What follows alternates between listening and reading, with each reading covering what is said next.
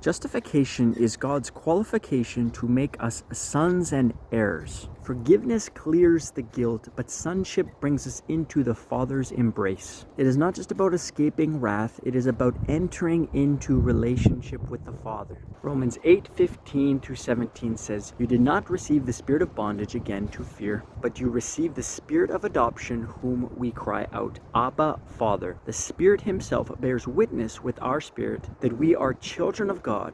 And if children, then heirs, heirs of God, and joint heirs with Christ."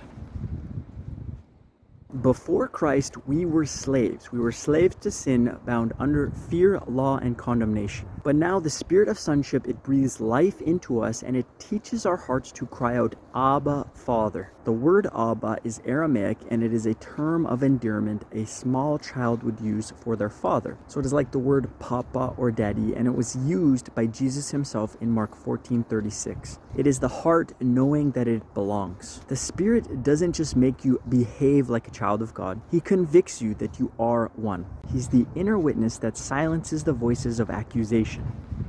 You didn't just get set free from sin, he freed you for sonship. And it is the same Spirit that hovered over creation itself now hovers in your heart, and it is bringing the reality of this truth alive within you. The law told you what to do, but the Spirit now tells you who you are. Think of Mephibosheth in 2 Samuel 9. He was crippled, hiding in fear, and a descendant of Saul who expected judgment. Yet David sent for him in 2 Samuel 9:7, and he said, "Do not fear, you shall eat bread at my table continually."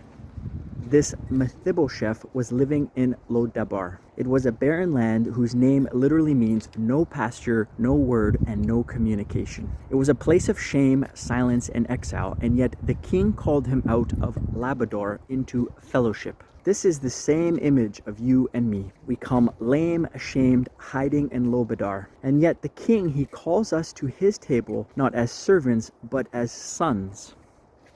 Romans 8:2 says, "The law of the Spirit of life in Jesus Christ has made me free from the law of sin and death." This means that the same Spirit who raised Jesus from the dead, he now raises your heart. He is raising your heart from fear to faith, from striving to rest, and from shame to sonship. Brothers and sisters, you belong at the table. You are not sneaking into God's presence. You are invited there. The Spirit within you is crying Abba, and that's the Spirit's own testimony. You are God's child now.